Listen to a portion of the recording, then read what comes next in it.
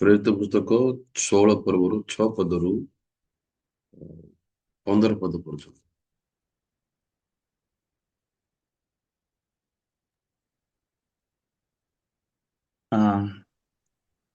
ସେମାନେ ଆସିଆର ବାକ୍ୟ ପ୍ରଚାର କରିବାକୁ ପବିତ୍ର ଆତ୍ମାଙ୍କ ଦ୍ୱାରା ନିବାରିତ ହୋଇ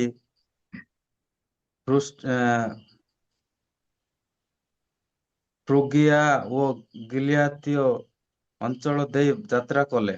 ଆଉ ସେମାନେ ମୁସିଆ ନିକଟରେ ଉପସ୍ଥିତ ହୋଇ ବିଥିନିଆକୁ ଯିବା ପାଇଁ ଚେଷ୍ଟା କଲେ, କିନ୍ତୁ ଯୀଶୁଙ୍କର ଆତ୍ମା ସେମାନଙ୍କୁ ଅନୁମତି ଦେଲେ ନାହିଁ।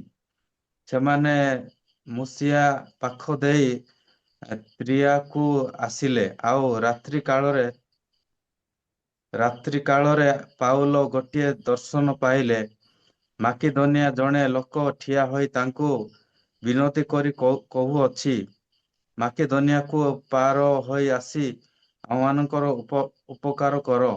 ସେ ଏହି ଦର୍ଶନ ପାଇଲା ପରେ ଆମେମାନେ ତତ୍କ୍ଷଣାତ୍ ମାକିଦୋନିଆକୁ ଯିବା ପାଇଁ ଚେଷ୍ଟା କଲୁ, କାରଣ ସେମାନଙ୍କ ନିକଟରେ ସୁସମାଚାର ପ୍ରଚାର କରିବାକୁ ଈଶ୍ୱର ଆମମାନଙ୍କୁ ଆହ୍ୱାନ କରିଅଛନ୍ତି ବୋଲି ଆମେମାନେ ବୁଝିଲୁ।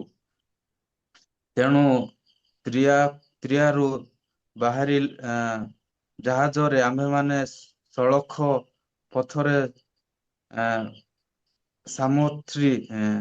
ସାମୋଥ୍ରିୟକୁ ଓ ପରଦିନ ନିଆପୋଲିକୁ ଗଲୁ। ସେଠାକୁ ଫିଲିପକୁ ଗଲୁ।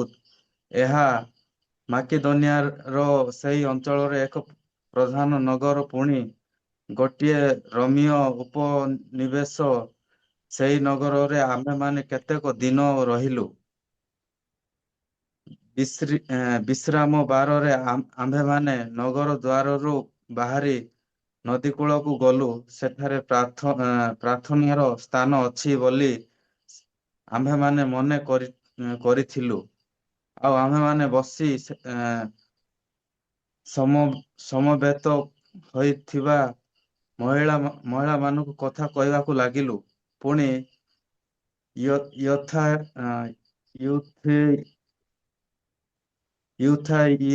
ଥିଏରା ନଗରର ବାଇଗଣିଆ ବସ୍ତ୍ର ବିକ୍ରୟକାରିଣୀ ଲୁଦିଆ ନାମ୍ନୀ ଜଣେ ମହିଳା, ଯେ ଈଶ୍ୱର ଭକ୍ତ ଥିଲା, ସେ ଆମମାନଙ୍କର କଥା ଶୁଣିଥିଲେ।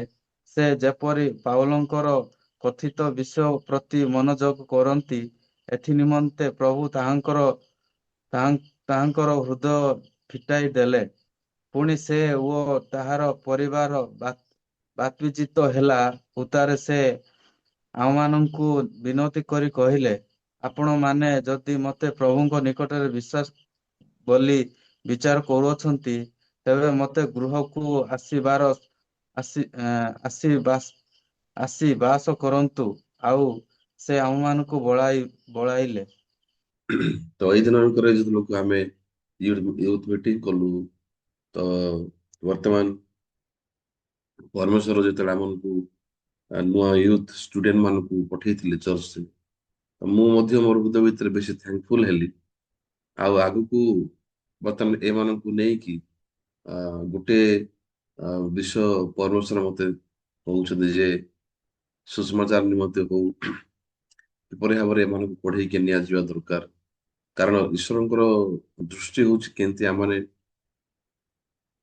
ପରମେଶ୍ୱରଙ୍କର ସହିତ ଜଡିତ ଜୀବନକୁ ବିତେଇବା ପାଇଁ, ଆମକୁ ସୁଷମାଚାର ନିମନ୍ତେ ବଞ୍ଚିବା ପାଇଁ ପ୍ରଭୁ ଆମକୁ ୟୁଜ କରିବା ପାଇଁ ଚାହୁଁଛନ୍ତି।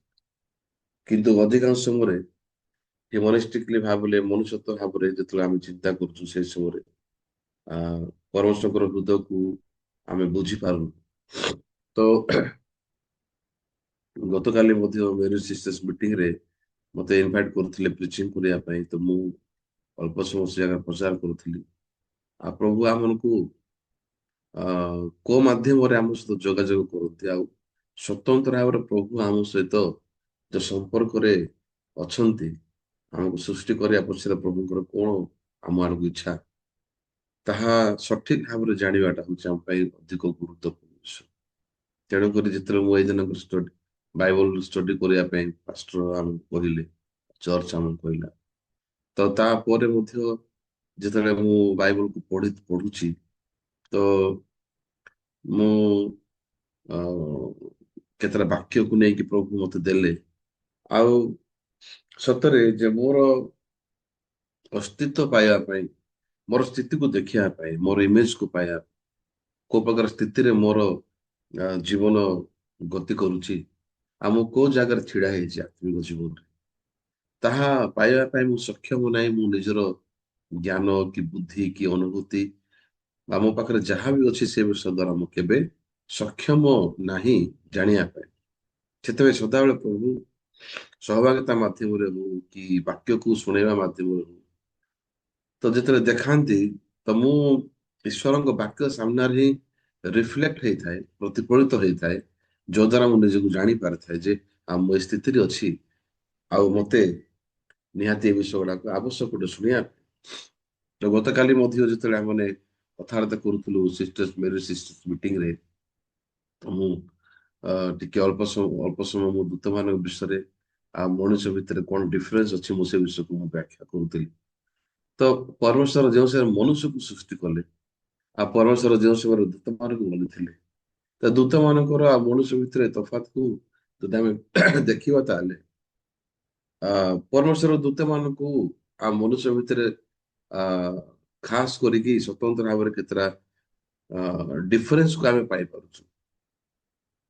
ସାଧାରଣତଃ ଭାବରେ ଦୂତମାନଙ୍କର ଯେପରି ମଣିଷର ଶାରୀରିକ ଶରୀର ଅଛି, ଭିଜିବୁଲ ଶରୀର, ଦୂତମାନଙ୍କର ସେଇ ପ୍ରକାର ନୁହେଁ।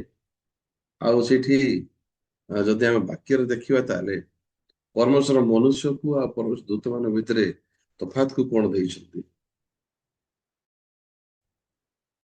ତ ଏଇଟା ମୁଁ ଯେତେବେଳକୁ ପଢୁଥିଲି, ତମ ହୃଦୟରେ ମଧ୍ୟ ପ୍ରଭୁ ସେଠି ବହୁତ ବିଷୟ ଗୁଡାକ ଆ ବୁଝେଇଲେ, ଯାହା ଦ୍ଵାରା କି ସତରେ ମୋର ସ୍ଥିତିକୁ ମୁଁ ପାଇବା ପାଇଁ ଆ ସକ୍ଷମ ହେଇପାରୁଛି ଯେ ରିଏଲି ମୋର ଜାଗା କଣ ପ୍ରଭୁ ସାମ୍ନାରେ, ଆଉ ମୋର କୋଉ ସ୍ଥିତିରେ ମୁଁ ପରମେଶ୍ୱରଙ୍କ ଦ୍ଵାରା ଧରାଯିବା ଆବଶ୍ୟକ ଅଟେ।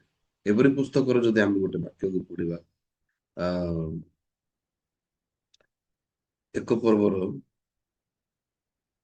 ଦୁଇ ପର୍ବ, ଏଭଳି ପୁସ୍ତକ 2 ପର୍ବରୁ ଯଦି ଆମେ 6 ପଦ ଆଉ 7 ପଦ ପଢିବା, ତାର ସେଠି ଗୋଟେ ଲେଖା ହେଇଛି ବାକ୍ୟ, ଏଭଳି ତାର 2 ପର୍ବର 6 ପଦ ଆଉ 7 ପଦ।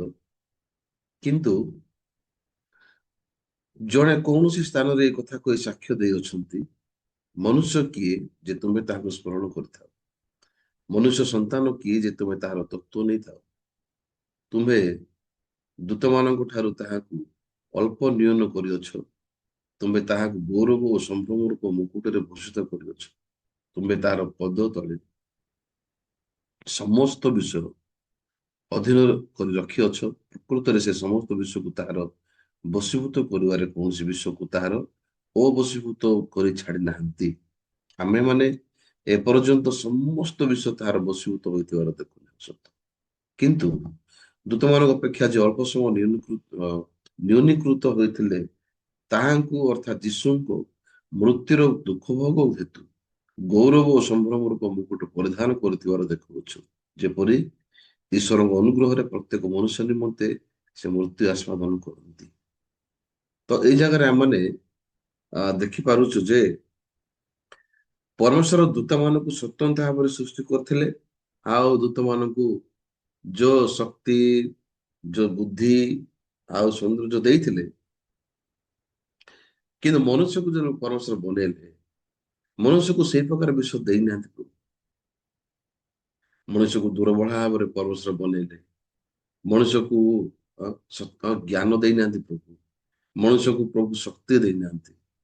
କିନ୍ତୁ ଦୂତମାନଙ୍କ ଭିତରେ ସେଠି ଆମେ ଜାଣିଛୁ ଯେ ସ୍ୱତନ୍ତ୍ର ଭାବରେ ଲୁସିଫର ଦୂତ ବିଷୟରେ ବାଇବଲ କହୁଛି ଯେ ଲୁସିଫର ବର୍ତ୍ତମାନ ପରମେଶ୍ୱରଙ୍କ ରାଜ୍ୟ ଠାରୁ ତାକୁ ବାହାର କରାଗଲା। ଆଉ ସ୍ୱତନ୍ତ୍ର ଭାବରେ ଦୂତମାନଙ୍କୁ ପରମେଶ୍ୱର ନିଯୁକ୍ତ କରିଥିଲେ, ଯେମିତି ଆମେ ଜାଣିଛୁ ମିଖାଏଲ ଦୂତ, ରାଫାଏଲ ଦୂତ, ଲୁସିଫର ଦୂତ ଆଉ ଗାବ୍ରିଏଲ ଦୂତ।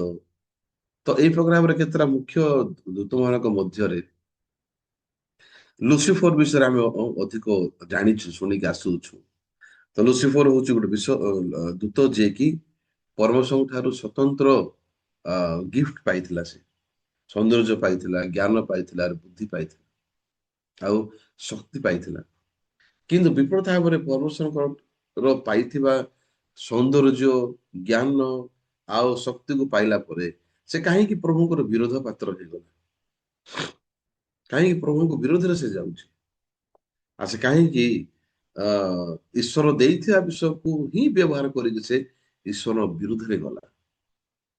ତ ମୁଁ ଯେତେବେଳେ ଗତକାଲି ଏ ବିଷୟକୁ ଚିନ୍ତା କରୁଥିଲି, ମୁଁ ବହୁତ ଆଶ୍ଚର୍ଯ୍ୟ ହେଇଗଲି ଯେ ଶୈତାନ ବା ଲୁସିଫର ପରମେଶ୍ୱରଙ୍କର ପାଇଥିବା ବିଷୟ ଗୁଡାକୁ ହିଁ ଧରିକି ପ୍ରଭୁଙ୍କର ବିରୋଧ କଲା। ସେ ତ ପରମେଶ୍ୱର ବା ଦୂତ ମାନଙ୍କର ଆଉ ମନୁଷ୍ୟ ଭିତରେ ଫରକକୁ ଯଦି ଆମେ ଦେଖିବା, ଦୂତମାନଙ୍କ ପାଖରେ ଦୂତମାନଙ୍କ ପାଖରେ ଯୋଉ ଶରୀର ଆମ ପରି ନାହିଁ, ଆଉ ସେମାନେ ହଉଛନ୍ତି ଗୋଟେ ବିଷୟ ଯାହାକି ଅ, ପରମେଶ୍ୱରଙ୍କର ଅର୍ଡର ମାନିବାର ଦୂତମାନ ସେ। ସେଥିପାଇଁ ସେମାନେ ମନୁଷ୍ୟକୁ ପରମେଶ୍ୱର ଯେମିତି ହୃଦୟ ଦେଇଛନ୍ତି, ଦୂତମାନେ କେବେ ମଧ୍ୟ ସେଇ ପ୍ରକାର ଭାବରେ ଈଶ୍ୱରଙ୍କର ହୃଦୟକୁ କେବେ ମଧ୍ୟ ଅ ଅନୁଭବ କରିପାରିବେ ନାହିଁ, ବା ଈଶ୍ୱରଙ୍କର ହୃଦୟକୁ ସେମାନେ ଜାଣିପାରିବେ ନାହିଁ। କିନ୍ତୁ ସେମାନେ ଅର୍ଡର ମାନିପାରିବେ। ସେତେ ଡାଇରେକ୍ଟ ସେମାନେ ଈଶ୍ୱର ଯେମିତି କହିଲେ ସେମିତି କରିବେ ସେ। ଆଉ ମଣିଷ ପାଖରେ ଈଶ୍ୱର କଣ ଦେଇଛନ୍ତି? ମଣିଷ ଲୋକ ମଣିଷ ଛୁଆ ଜନ୍ମ କରିପାରୁଛି, ପରିବାର ବନେଇ ପାରୁଛି, କିନ୍ତୁ ଦୂତ ମାନଙ୍କର ସେଇ ପ୍ରକାର ନୁହେଁ। ଦେନ୍ ଏ ଜଗତର ଅନୁଭୂତିକୁ ପାଇବା ପାଇଁ ପ୍ରଭୁ ଆମକୁ ଏ ଶାରୀରିକ ଶରୀର ଦେଇଛନ୍ତି। ଆଉ ଆମମାନେ କଷ୍ଟ, ଆମମାନେ ବ୍ୟଥାକୁ ମଧ୍ୟ ଅନୁଭବ କରିପାରିଥାଉ ଆମର ଜୀବନରେ, କିନ୍ତୁ ଦୂତମାନେ ସେମିତି ନୁହନ୍ତି। ଦେନ୍ ସବୁଠାରୁ ଆହୁରି ସ୍ୱତନ୍ତ୍ର ବିଷୟ ଯଦି ମୁଁ କହିବି, ତାହେଲେ ଯୋଉ ପରମେଶ୍ୱରଙ୍କର ମେସେଞ୍ଜର ମାନେ ଦୂତ ମାନେ, କିନ୍ତୁ ଏମାନଙ୍କର ଭୁଲ ଦ୍ଵାରା ଏମାନଙ୍କୁ କେ ମଧ୍ୟ କ୍ଷମା ମିଳିବ ନାହିଁ। ସେଥିପାଇଁ ପରମେଶ୍ୱର ଲୁସିଫର ପାଇଁ ବିଚାରକୁ ଅଲରେଡି ଦେଇ ସାରିଛନ୍ତି। କିନ୍ତୁ ମଣିଷ ପାଇଁ ପରମେଶ୍ୱର କଣ ଦେଇଛନ୍ତି? ଆ ପରମେଶ୍ୱର ମଣିଷ ପାଇଁ କ୍ଷମା ଦେବା ପାଇଁ ଅନୁଗ୍ରହକୁ ଦେଇ ରଖିଦେଇଛନ୍ତି। ସେଥିପାଇଁ ମନୁଷ୍ୟ ପାପ କଲା ପରେ ପରମେଶ୍ୱରଙ୍କର ଅନୁଗ୍ରହ ଦ୍ଵାରା ମଣିଷ କ୍ଷମା ପ୍ରାପ୍ତ ହେଇପାରିଲା। କାରଣ ଯଦି ଆପଣ ମାନେ ଆଦି ପୁସ୍ତକ 1 ପର୍ବକୁ ପଢିବେ, ତାହେଲେ ଲେଖା ହେଇଛି ଯେ ଈଶ୍ୱର ଯେଉଁ ସମୟରେ ମନୁଷ୍ୟକୁ ସୃଷ୍ଟି କଲେ ଆପଣା ସାଦୃଶ୍ୟରେ, ଆପଣା ପ୍ରତିମୂର୍ତ୍ତିରେ ପରମେଶ୍ୱର ମନୁଷ୍ୟକୁ ସୃଷ୍ଟି କଲେ। ଦୂତମାନଙ୍କୁ ପ୍ରଭୁ ଶକ୍ତି ଦେଲେ, ଦୂତମାନଙ୍କୁ ପ୍ରଭୁ ଜ୍ଞାନ ଦେଲେ, ଆର ସୌନ୍ଦର୍ଯ୍ୟ ଦେଲେ, କିନ୍ତୁ ମନୁଷ୍ୟକୁ ପ୍ରଭୁ ସବୁଠାରୁ ଦୁର୍ବଳ ଭାବରେ ବନେଇଲେ। ମନୁଷ୍ୟକୁ ପ୍ରଭୁ ଜ୍ଞାନ ଦେଇନାହାନ୍ତି, ପରମେଶ୍ୱର ମନୁଷ୍ୟକୁ ଶକ୍ତି ଦେଇନାହାନ୍ତି। ସେଥିପାଇଁ ପରମେଶ୍ୱର ଧୂଳି ଦ୍ୱାରା ମଣିଷର ଶରୀରକୁ ବନେଇଲେ, ତାପରେ ଆପଣା ନାସିକା ବନ୍ଧରେ ଆପଣ ପ୍ରାଣବାୟୁକୁ ସେ ଫୁଙ୍କିଲାରୁ ମନୁଷ୍ୟ ଜୀବିତ ପ୍ରାଣ ହେଲା। ଏକ୍ଜାକ୍ଟଲି ଯୋଉ ମାଛ ଈଶ୍ୱର ବନେଇଛନ୍ତି, ଯୋଉ ମାଛର ଲାଇଫକୁ କେବେ ମଧ୍ୟ ପାଣିର ବାହାରେ ରଖିନାହାନ୍ତି। ପାଣି ଭିତରେ ମାଛର ଜୀବନ ଅଛି, କିନ୍ତୁ ବିନା ପାଣିରେ ମାଛ କେବେ ସର୍ଭାଇଭ କରିପାରିବ ନାହିଁ। ଏକ୍ଜାକ୍ଟଲି ଦୂତମାନେ ଯେମିତି ପରମେଶ୍ୱରଙ୍କ ଠାରୁ ଅର୍ଡର ମାନିକି ସବୁ କିଛି କରନ୍ତି, କିନ୍ତୁ ମନୁଷ୍ୟ ପରମେଶ୍ୱରଙ୍କ ଠାରୁ ପ୍ରାପ୍ତ ନହେଲେ, ଜହନ 3:27 ବାକ୍ୟ ଅନୁସାରେ ସ୍ୱର୍ଗର ପ୍ରଦତ୍ତ ନହେଲେ ମନୁଷ୍ୟ କିଛି ମଧ୍ୟ ପ୍ରାପ୍ତ ହେଇପାରିବ ନାହିଁ। ତ ଲୁସିଫର ଦୂତର ଯଦି ଆମେ ପାପକୁ ଦେଖିବା, ଦେନ୍ ପରମେଶ୍ୱରଙ୍କ ଠାରୁ ଏ 3ଟା ଗିଫ୍ଟକୁ ସେ ପାଇଲା, ଉପହାରକୁ ପାଇଲା ବା ଅନୁଗ୍ରହକୁ ପାଇଲା। କିନ୍ତୁ କାହିଁକି ସେ ଅନୁଗ୍ରହ ରୂପେ ଗଣିତ ନ କରି ସେ କଣ ବୋଲି କରୁଛି? ବର୍ତ୍ତମାନ ସେ ଈଶ୍ୱରଙ୍କର ବିରୋଧ ପାତ୍ର ହେଇଯାଉଛି। ତ ମୋର ଜୀବନରେ ବା ଆମର ଲାଇଫରେ ଏଇଟା ହଉଛି ବହୁତ ଡେଞ୍ଜର ବିଷୟ, ଏଇଟା ବହୁତ ବିପଦ ବିଷୟ। କଣ? ଏ 3ଟା ବିଷୟ ଯଦି ଆମ ସହିତ ଇନଫ୍ଲୁଏନ୍ସ ହଉଛି, ଯଦି ଏ 3ଟା ଯାହାକି ଲୁସିଫରକୁ ଈଶ୍ୱର ଦେଇଥିଲେ, ଏ 3ଟା ବିଷୟ ଯଦି ମତେ ଆଘାତ କରୁଛି, ଏ ବିଷୟ ଦ୍ଵାରା ଯଦି ମୁଁ ଇନଫ୍ଲୁଏନ୍ସ ହଉଛି, ତାହେଲେ ମୋର ମିନିଷ୍ଟ୍ରି ପାଇଁ ହଉ କି ମୋର ଆତ୍ମିକ ଜୀବନ ପାଇଁ ଏଇଟା ବହୁତ ଗୁଡେ ଡ୍ୟାମେଜ ହେଇପାରିବ, ଡ୍ୟାମେଜ ହେବାର ସମ୍ଭାବନା, ବା ମୋର ଆତ୍ମିକ ଜୀବନକୁ କ୍ଷତିଗ୍ରସ୍ତ କରିବା ପାଇଁ, ମୋର ଆତ୍ମିକ ଜୀବନକୁ ଧ୍ୱଂସ କରିବା ପାଇଁ ମଧ୍ୟ ଏଟା ବ୍ୟବହାର ହେଇପାରିବ। ସେଥିପାଇଁ ମନୁଷ୍ୟକୁ ଅତି ଗୁରୁତ୍ୱପୂର୍ଣ୍ଣ ଭାବରେ ସେନ୍ସିଟିଭଲି ଏ ବିଷୟ ଜାଣିବା ଆବଶ୍ୟକ ଅଟେ ଯେ ମୋର ହୃଦୟରେ କୋଉ ବିଷୟ ସ୍ଥାପନ ହେବା ଆବଶ୍ୟକ ଅଟେ। ହଁ, ପରମେଶ୍ୱର କହିବାକୁ ଚାହୁଁଛନ୍ତି ଏଠି ଯେ ଦୂତମାନଙ୍କ ଠାରୁ ନିୟନ ଭାବରେ ଆମକୁ ବନେଇଛନ୍ତି ସେ। ତାହେଲେ ପରମେଶ୍ୱରଙ୍କ ହୃଦୟ କଣ? ଯେ ମନୁଷ୍ୟ ବା ଆମମାନେ କେବେ ମଧ୍ୟ ଈଶ୍ୱରଙ୍କ ଠାରୁ ପ୍ରାପ୍ତ ନହେଲେ ଆମେ କେବେ ମଧ୍ୟ ବଞ୍ଚି ପାରିବା ନାହିଁ। ତେଣୁକରି ଲେଖା ହେଇଛି ସେଇଠି ଯେ ସ୍ୱର୍ଗର ପ୍ରଦତ୍ତ ନହେଲେ ମଣିଷ କିଛି ମଧ୍ୟ ପ୍ରାପ୍ତ ହେଇପାରିବ ନାହିଁ। ଦେନ ପରମେଶ୍ୱର ଆମକୁ କହିବାକୁ ଚାହୁଁଛନ୍ତି କଣ ବୋଲି, ଯେତେବେଳେ ଆମର ହୃଦୟକୁ ଈଶ୍ୱର ବନେଇଲେ, ଦେନ ହୃଦୟର ପାତ୍ରର ଅର୍ଥ ହଉଛି ପରମେଶ୍ୱରଙ୍କ ଠାରୁ ଆମେ ଗ୍ରହଣ କରିକି ବଞ୍ଚିବାର ନିୟମକୁ ପ୍ରଭୁ ଦେଇଛନ୍ତି। ଈଶ୍ୱର ଇସ୍ରାଏଲ ଲୋକମାନଙ୍କ ମରୁପ୍ରାନ୍ତରେ ଯେଉଁ ସେ ମାନାକୁ ଦେଲେ, ସେ ମାନାକୁ ଦେଲା ପଛରେ ପରମେଶ୍ୱର ନିୟମ ଥିଲା ଯେ ସେ ମାନା ଯୋଉ ଦିନ ପାଇବେ ସେଇଦିନ ହିଁ ସେମାନେ ବ୍ୟବହାର କରି ସରିବେ। ତା ପରଦିନକୁ ପର୍ଯ୍ୟନ୍ତ ସେ ମାନା ରଖିବା ପାଇଁ ଈଶ୍ୱର ନିୟମ ଦେଇନାହାନ୍ତି। ସ୍ୱତନ୍ତ୍ର ଭାବରେ ଦିଟା କାରଣ। ଗୋଟେ କାରଣ ହଉଛି ଯଦି ସେମାନେ ରଖିବେ ବଞ୍ଚିକି ତାହେଲେ ବଳକା କରି, ତାହେଲେ ନେକ୍ସଟ ସେମାନେ ଈଶ୍ୱର ପାଖକୁ ଯାଇକି ପାଇବା ପାଇଁ କି ମାଗିବା ପାଇଁ ସେମାନେ କିଛି ଆବଶ୍ୟକ ପଡିବ ନାହିଁ। ଦ୍ୱିତୀୟରେ ଈଶ୍ୱର ଏଇ ପ୍ରକାର ନିୟମ ଦେଲେ ସେ ମାନା ଯଦି ରଖିବେ ତାହେଲେ ତା ପରଦିନ ସେଟା ପଚିଯିବ। ସେଥିପାଇଁ ପରମେଶ୍ୱର ଯେଉଁ ସମୟରେ ଆମ ପାଇଁ କାମ କରିଥାନ୍ତି, ତ ଆମ ହୃଦୟ ଭିତରେ ପରମେଶ୍ୱରଙ୍କର ବାକ୍ୟକୁ ସ୍ଥାପନ କରିବା ପାଇଁ, କାରଣ ବାକ୍ୟ ହିଁ ଜୀବନ ଆମ ପାଇଁ। ତ ସବୁଠାରୁ ସୁନ୍ଦର ବିଷୟ ହଉଛି କଣ, ଈଶ୍ୱର ଯେଉଁ ସେଟା ଆମକୁ ଦୁର୍ବଳ ଭାବରେ ତିଆରି କଲେ, ଈଶ୍ୱର ଯେଉଁ ସେଟା ଆମ ପାଖରେ ଆମକୁ ଜ୍ଞାନ ଦେଇନାହାନ୍ତି। ସେଥିପାଇଁ ଆମେ ଈଶ୍ୱରଙ୍କର ଜ୍ଞାନ ବା ଈଶ୍ୱରଙ୍କର ହୃଦୟ ବା ଈଶ୍ୱରଙ୍କ ସହିତ ଯେଉଁ ସେଟା ଆମେ ସଂଯୁକ୍ତ ହେଇକି ବଞ୍ଚିବା। ସେଥିପାଇଁ ଆମେ ହଉଛି ଗୋଟେ ଲୋକ ଯିଏକି ଗ୍ରହଣ କରିକି ବଞ୍ଚିବା।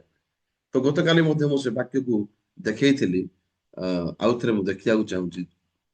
ଜହନ ପୁସ୍ତକ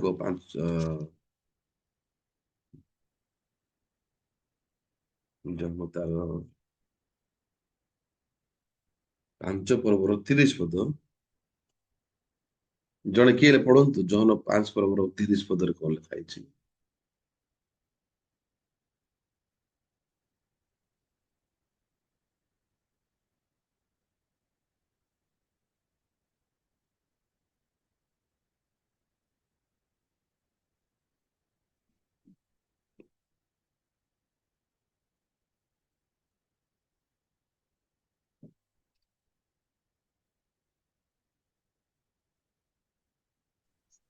ସେଥିରେ ସେମାନେ ତାହାଙ୍କୁ ପଚାରିଲେ, ତାହାହେଲେ ଆପଣ ଚିହ୍ନ ସ୍ୱରୂପେ କଣ କରୁଅଛନ୍ତି ଯେ ତାହା ଦେଖି ଆମ୍ଭେମାନେ ଆପଣଙ୍କୁ ବିଶ୍ୱାସ କରିପାରୁ?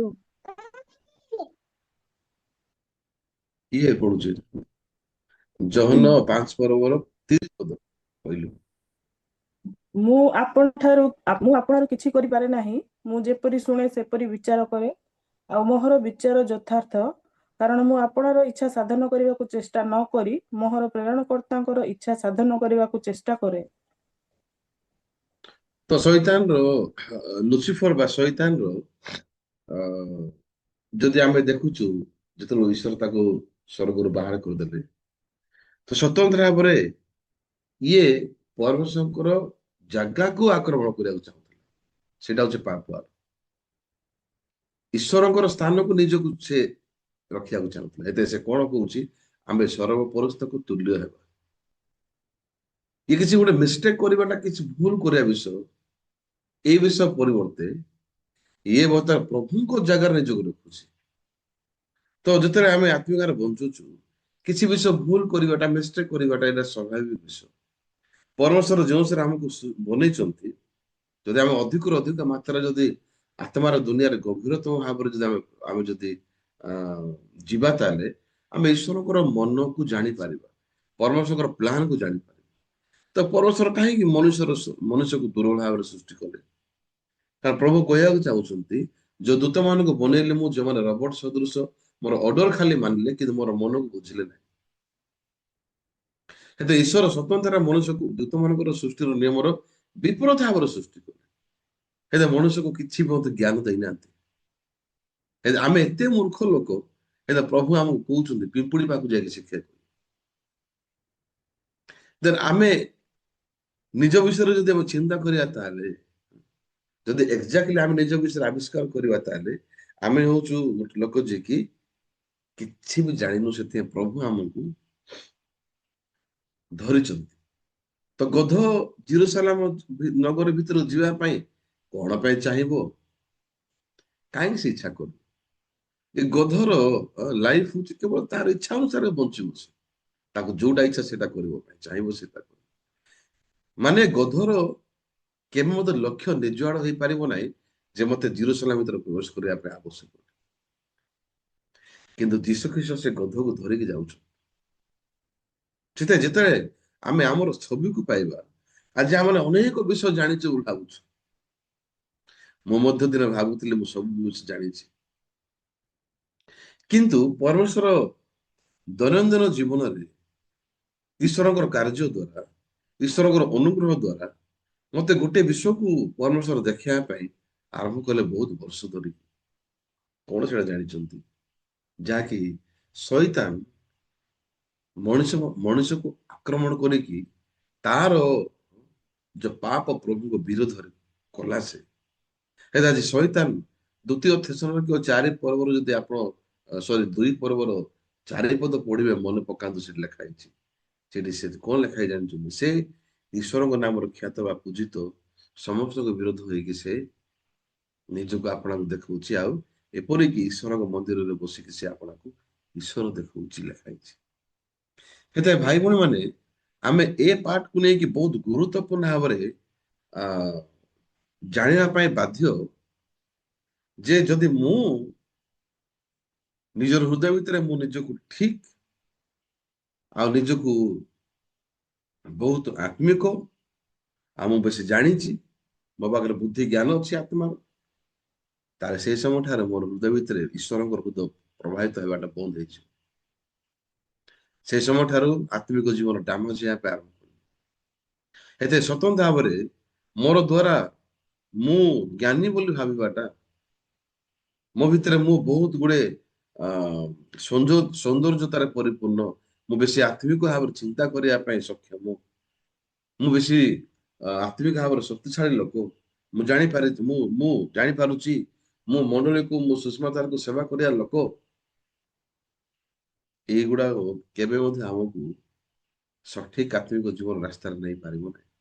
ବିପରୀତ ଭାବରେ ଏ ସମସ୍ତ ଚିନ୍ତା ହିଁ ଆମର ଧ୍ୱଂସର କାରଣ ହେଇଯାଇପାରେ। ସେଥିପାଇଁ ଶୈତାନ ଦ୍ୱାରା ଠକି ହେବା ବିଷୟ ଆମେ କେବେ ମଧ୍ୟ ଜାଣିପାରିବା ନାହିଁ, କାରଣ ଆମ ପାଖରେ ସେତିକି ସେନ୍ସ ନାହିଁ, ସେତିକି ଆମ ପାଖରେ ସିଷ୍ଟମ ନାହିଁ ଯେ ଆମେ ଜାଣିପାରିବା। ଏତେ ସଦାବେଳେ ପରମେଶ୍ୱର ଆମକୁ ମଣ୍ଡଳୀ ଦ୍ୱାରା, ବାକ୍ୟ ଦ୍ୱାରା ଆମକୁ କହୁଛନ୍ତି ଯେ କେମିତି ଆମେ ପରିସ୍ଥିତିରେ ବଞ୍ଚୁଛୁ ତାହା ଜାଣିଲେ ଆମେ ଶୁଣିବା ପାଇଁ ହୃଦୟ ପାଇବା, କି ଆମେ ସହଭାଗିତାକୁ ଗ୍ରହଣ କରିବା ପାଇଁ ହୃଦୟ ପାଇବା। ଅଧିକାଂଶ ସମୟରେ ମୁଁ ନିଜକୁ ଦେଖୁଛି 30 ପଦର ବାକ୍ୟର ବିପରୀତ। ଯୀଶୁଖ୍ରୀଷ୍ଟ କଣ ବୋଲି କହୁଛନ୍ତି? ମୁଁ ଆପଣଙ୍କୁ କିଛି କରିପାରେ ନାହିଁ, ମୁଁ ଯେପରି ଶୁଣେ ସେପରି ବିଚାର କରେ। ତାହେଲେ ମୁଁ ଯେପରି ଶୁଣେ ସେପରି ବିଚାର କରିବାର ଅର୍ଥ କଣ? ଏବେ ଯୀଶୁ କେବଳ ଈଶ୍ୱରଙ୍କର ଶୁଣିକି ବିଚାର କରୁଛନ୍ତି। ଈଶ୍ୱର ଯାହା କହୁଛନ୍ତି ସେ ବିଷୟକୁ ସେ ଶୁଣିକିରି କହୁଛନ୍ତି। କିନ୍ତୁ ଆମେ ଗୋଟେ ଲୋକ, ଆମେ ଗୋଟେ ଶୁଣୁଛୁ, ଗୋଟେ କହୁଛୁ ଗୋଟେ। ତ ଯଦି ଆମେ ପ୍ରତି ମୁହୂର୍ତ୍ତରେ ଯଦି ଆମର ଯୀଶୁକୁ ନେଇକି ବଞ୍ଚୁଛୁ, ଆମେ ଅଧିକାଂଶ ସମୟରେ ଆମେ ନିଜକୁ ପାଇବା ଯୀଶୁଙ୍କ ଠାରୁ ଡିଫରେଣ୍ଟ, ଅଲଗା ମାପଦଣ୍ଡରେ ବଞ୍ଚୁଛୁ। କେମିତି? ଆମେ ଯାହା ଶୁଣୁଛୁ ସେ ବିଷୟ ବିଚାର କରୁଛୁ। ଆମେ ଯାହା ଶୁଣୁଛୁ ଆମେ ସେମିତି ନ କହିକି ଆମେ ଯାହା ଭାବୁଛୁ ଆମେ ସେ ବିଷୟ କହୁଛୁ, ସେ ବିଷୟରେ ବିଚାର କରୁଛୁ। କିନ୍ତୁ ଈଶ୍ୱର କହିବାକୁ ଚାହୁଁଛନ୍ତି କଣ ବୋଲି? ଯେ ପରମେଶ୍ୱର ଯୀଶୁଖ୍ରୀଷ୍ଟଙ୍କ ବିଷୟରେ ଏଠି ଲେଖା ହେଇଛି ଯେ ଯୀଶୁ କହୁଛନ୍ତି ମୁଁ ଯେପରି ଶୁଣେ ସେପରି ମୁଁ ବିଚାର କରେ, ଆଉ ମୋର ବିଚାର ହଉଛି ଯଥାର୍ଥ। ଯୋଉ ସମୟରେ ପରମେଶ୍ୱର ମତେ ବାକ୍ୟ କହିଲେ, ମୁଁ ଯେତେବେଳେ ସେ ବାକ୍ୟକୁ ହିଁ ଲୋକକୁ କହୁଛି, ବହୁତ ସୁନ୍ଦର ଭାବରେ, ବହୁତ ମୂଲ୍ୟହରା ପ୍ରଭୁ କାମ କରୁଛନ୍ତି। କିନ୍ତୁ ଯେଉଁ ସାରା ମୁଁ ପ୍ରଭୁଙ୍କ ବାକ୍ୟ ନ କହିକି ମୋ ନିଜର ଫିଲିଙ୍ଗସକୁ କହୁଛି, ମୋର ଚିନ୍ତାକୁ କହୁଛି, କି ଯେତେବେଳେ ମୁଁ ମୋ ବିଷୟ କହୁଛି, ସେ ସାରା ପ୍ରଭୁ କେବେ ଖୁସି ହେଇପାରୁନାହାନ୍ତି। ଆମେନ୍। କାହିଁକି ଆମେ ଚର୍ଚ୍ଚରେ ପାର୍ଟି କରିପାରୁଛୁ? କାହିଁକି ମଣ୍ଡଳୀ ଭିତରେ ଆମେ କୋଉଟା ଠିକ କୋଉଟା ଭୁଲ ବିଚାର କରିପାରୁଛୁ? ଯଦି ଆମେ ଯୀଶୁଙ୍କ ବିଷୟରେ ଅଧିକ ମାତ୍ରାରେ ଯଦି ଆମେ ଜାଣିପାରିବା ଯୀଶୁଙ୍କର ମନକୁ, ତାହେଲେ ଖାସ କରିକି ସତ୍ୟନାରାୟଣ ଯୀଶୁ କୋଉ ପ୍ରକାର ଲୋକମାନଙ୍କ ସହିତ ସମ୍ପର୍କ ଗଢିବା ପାଇଁ ପଛଘୁଞ୍ଚା ଦେଇପାରିଲେ ନାହିଁ, ବା କୋଉ ପ୍ରକାର ଲୋକମାନଙ୍କ ସହିତ ଯୀଶୁଙ୍କର ସମ୍ପର୍କ ଗଢିବା ପାଇଁ ଯୀଶୁ କେ ମଧ୍ୟ ମନମାଳିନା କରିନାହାନ୍ତି। ଯୀଶୁ କେ ମଧ୍ୟ ଲଜ୍ଜିତ ହେଇନାହାନ୍ତି ସେଇ ପ୍ରକାର ବେଶ୍ୟା ମାନଙ୍କ ସହିତ କଥାବାର୍ତ୍ତା କରିବା ପାଇଁ, ଦୁଷ୍ଟ ଲୋକ ସହିତ କଥାବାର୍ତ୍ତା କରିବା ପାଇଁ। ତ ଯୀଶୁ ବେଶୀ ଅଖାଡ ଅନୁଭବ କରୁଛନ୍ତି ସେ ଲୋକମାନଙ୍କ ସହିତ ଯୋଗାଯୋଗ କରିବା ପାଇଁ ଯୋଉମାନେ ପ୍ରଭୁଙ୍କ ପାଇଁ ଅନେକ କାର୍ଯ୍ୟ କରିବା ଲୋକ, ଯୋଉମାନଙ୍କର ହୃଦୟରେ ଚିନ୍ତା ଅଛି ଆମେ ସବୁ ଜିନିଷରେ ପାରଙ୍ଗମ, ଆମେ ସବୁ ବିଷୟରେ ଏକ୍ଜାକ୍ଟ ଲୋକ, ଆମେ ପ୍ରଭୁଙ୍କ ପାଇଁ କାମ କରିବା ଲୋକ, ଆମେ ପ୍ରଭୁଙ୍କ ପାଇଁ ବହୁତ ଗୁଡେ ଲାଭଦାୟକ ଲୋକମାନେ।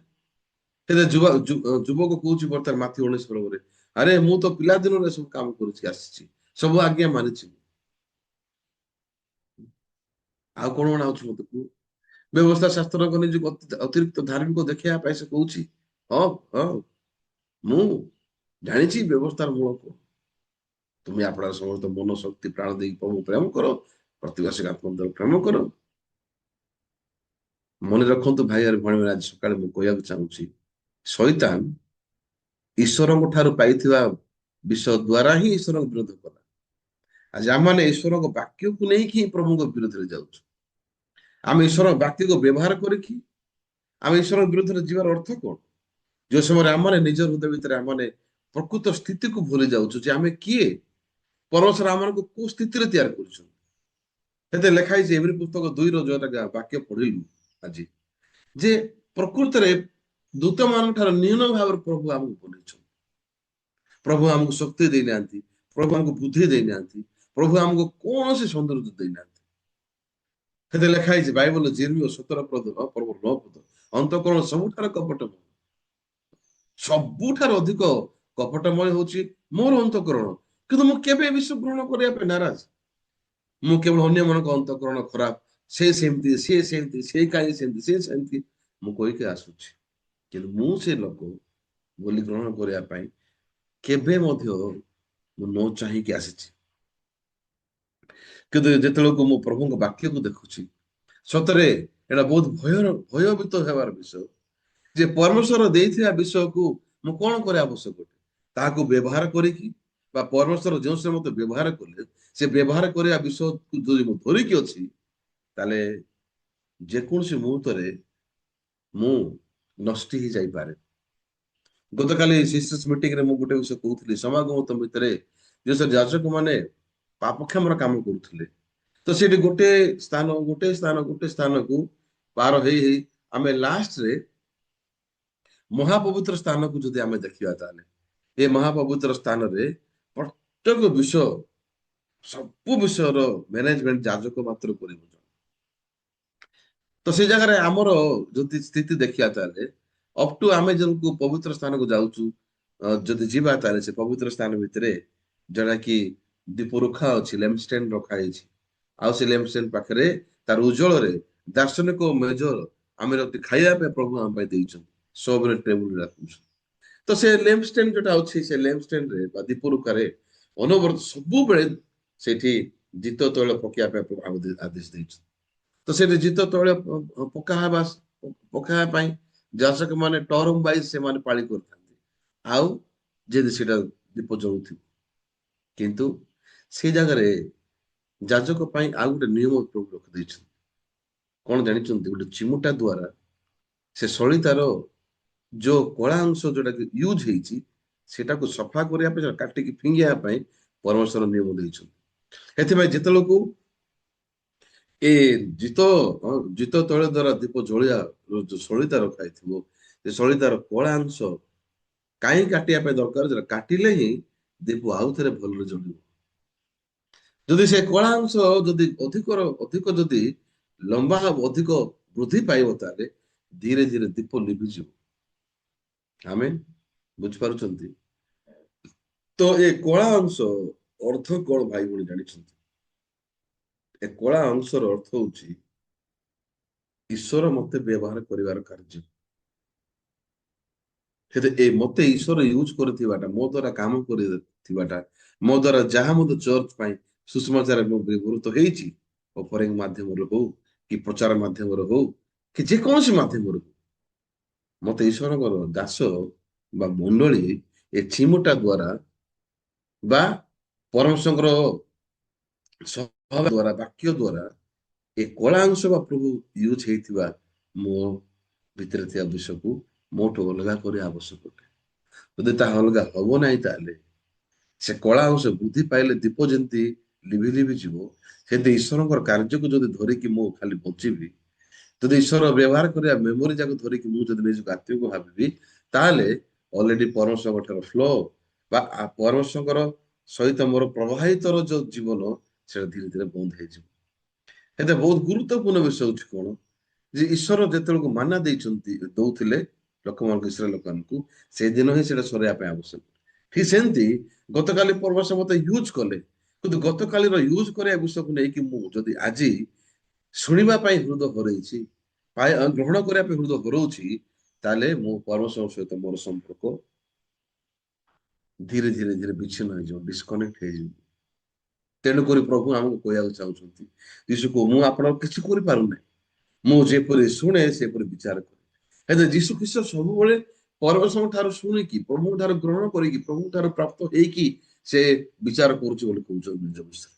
ହେଲେ ସେ କଣ ବୋଲି କହୁଛନ୍ତି, କାରଣ ମୁଁ ଆପଣଙ୍କ ଇଚ୍ଛା ସାଧନ କରିବାକୁ ଚେଷ୍ଟା ନ କରି ମୋର ପ୍ରେରଣକର୍ତ୍ତାଙ୍କର ଇଚ୍ଛା ସାଧନ କରିବାକୁ ଚେଷ୍ଟା କରେ। ହଁ, ଯୀଶୁ ଖ୍ରୀଷ୍ଟ କହୁଛନ୍ତି ଯେ ମୁଁ ପ୍ରଭୁଙ୍କର ମୋର ଇଚ୍ଛା ସାଧନ ନ କରିକି ପ୍ରଭୁଙ୍କର ହୃଦୟକୁ ମୁଁ ବା ପ୍ରଭୁଙ୍କର ଇଚ୍ଛାକୁ ସାଧନ କରିବା ପାଇଁ ଚେଷ୍ଟା କରୁଛି। ତ ଆମେ ଗୋଟେ ଲୋକ ନହୁ ଯିଏକି କିଛି ବିଷୟ କରିବା ପାଇଁ ସକ୍ଷମ ଲୋକ, କିନ୍ତୁ ପରମେଶ୍ୱର ଆମମାନଙ୍କୁ ବ୍ୟବହାର କରୁଛନ୍ତି।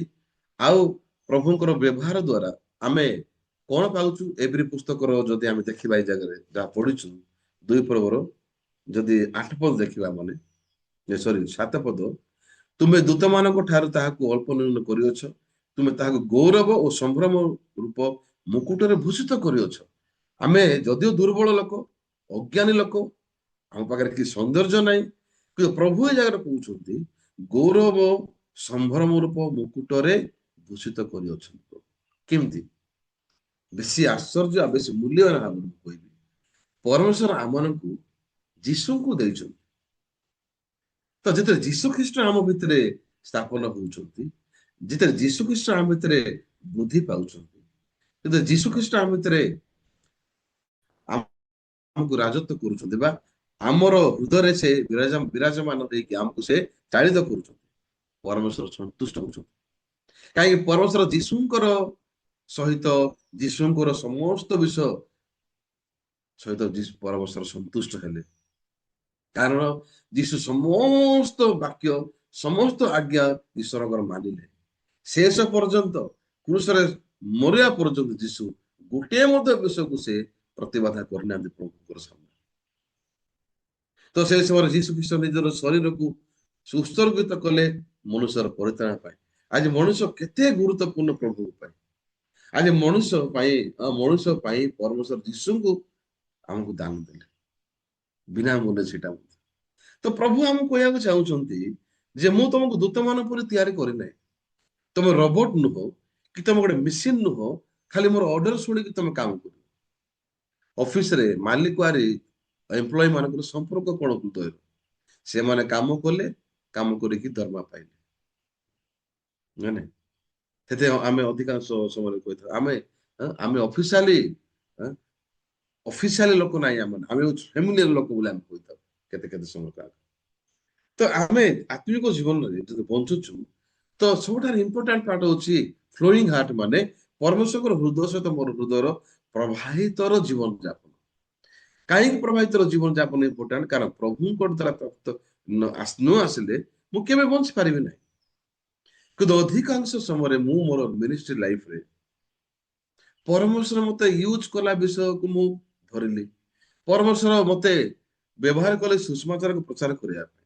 କିନ୍ତୁ ଏ ଯୋଉ ଗୌରବ, ଏ ଯୋଉ ମୁକୁଟ ଯାହାକି ଈଶ୍ୱର କହୁଛନ୍ତି ଜାଗାରେ, କେମିତି ଆମକୁ ଗୌରବ ପ୍ରଶଂସା କରିଲେ?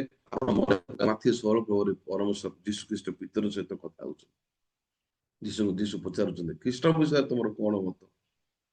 ତ ଯୀଶୁ ପିତର କହୁଛନ୍ତି ନା ଆପଣ ଯେ ଖ୍ରୀଷ୍ଟ ଈଶ୍ୱରଙ୍କର ଜୀବନ ପୁତ୍ର ସ୍ୱର୍ଗରେ ଆସି ଅଛନ୍ତି। ସେ ସମୟରେ ଯୀଶୁ ଗୋଟେ ବିଷୟ କହୁଛନ୍ତି ପିତରଙ୍କୁ, ଏକ୍ଜାକ୍ଟଲି ସେଟା ମୁଁ ଦେଖିବାକୁ ଚାହୁଁଛି ଆପଣଙ୍କୁ। ମାଥ୍ୟୁ ଯଦି ଆମେ 16 ପର୍ବ ପଢିବା ତାହେଲେ ସେଠି ମଧ୍ୟ ଲେଖା ହେଇଛି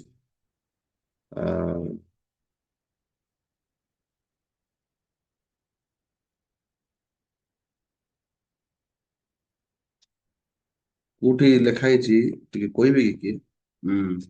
ଯୀଶୁ ଖ୍ରୀଷ୍ଟ ଯୋଉ ପିତରଙ୍କୁ ପଚାରୁଛନ୍ତି ଖ୍ରୀଷ୍ଟ ବିଷୟରେ ତମର କଣ, ମୋର ମତ କଣ?